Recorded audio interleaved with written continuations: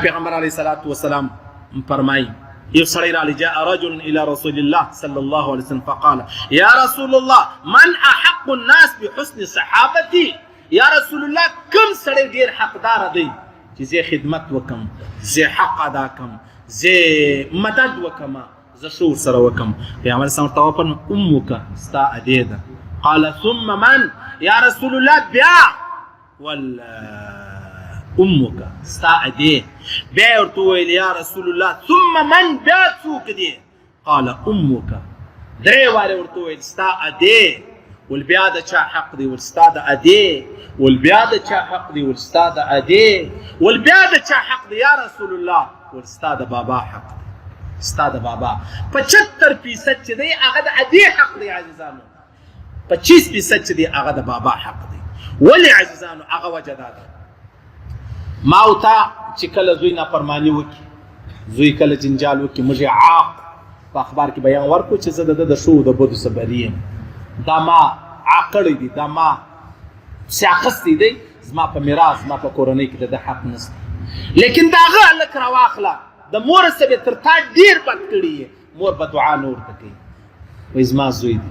ورسې وګورئ عزیزانو په بابا کې لالچ شته، په عادي کې لالچ نشته.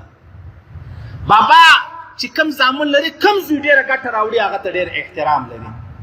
او ادې چې کم زوی یې ګوډ دی، ړوند دی، شل دی، لیونی دی، بېوسه دی، بېبسه دی، بې کاروباره دی، بې روزګاره دی، ادې د هغه ډېر خیال ساتي. محسن ډوډۍ پخ سوې ده، اعلی فروټ راغلی دی، اعلی غوښه پخ سوې ده. چې کم زوی نه دی راغلی هغه شل دی، ړوند دی، کوڼ دی، سارې ادې ته شکنجام کړې ده. مورکۍ د خپل ځان سره په ډوډۍ کې هغه غوښه ولره پټه کړي یا په کڅوړه کې هغه فروټ ولره پټ کړي. بابا ورته وایي مې ورله ایږده، مې ورلره ایږده. دا د بابا کار دی عزیزانو، هغه د ادې کار دی. د ادې ډېر لوی حق دی، د ادې ډېر لوی حق دی، ډېر زورور. نو پیغمبر علیه الصلاة والسلام فرمایي ستا ادې، ستا ادې، ستا ادې. پیغمبر اسلام فرمایلی که زما ادې ژوندی وای او زه پر لمانځه ولاړ وای، فرض من جومات مې ورکولی، زما ادې د دروازې راغږ کړې چې ای محمده، ما به سلام ګرځولی وای، زه به ورغلی وای، ما به ورته ویل چې موره خیر څه راته وایه، زه خدمت ته حاضر یم. پر جومات ولاړ عزیزان، ای جومات، د حرم پر جومات، د بیت الله شریفي جومات، د مدینې شریفي جومات. الله رسول فرمایي ما به سلام ګرځولی وای، زه به ادې لره ورغلی وای. ټیک شولو؟ خلک اوس د ادې څه ډېر بېزاره دي. ولې؟ ادې دی وایي زما د کور والا سره ښه نه کوي، بابا سره ډېر بېزاره دي، یاره زما ما سره ښه نه کوي. زه چې کله ورته وم موټر راکړه، موټر نه راکوي، زه ورته وم خرڅ راکړه، دی ما ته نیمۍ راکړي، زه ورته وم زه لاهور لره ځم په لچګي پسې، دی ما نه پرېږدي، خوا یې بدوي پر دې خبره باندې. ټیک شولو؟ ادې خو بیا هم ادې ده.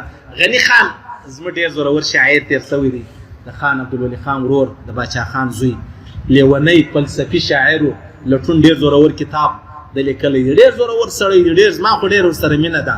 تر مشکات شریف یې سبقان ویلي ولو. ده په خپلو اشعارو کې دی وایي ستا وهل د بل د مینې نه خواږه ولو. دی وایي مور ته وایي وایي موره دا تا چې به زه وهلمه دا ډېر خواږه و تر هغه چې بل چا به زه په غېږ کې نیولمه، له ما سره بې مینه کولم. ستا کنځل د بل د دعا نه راته ښه ولو.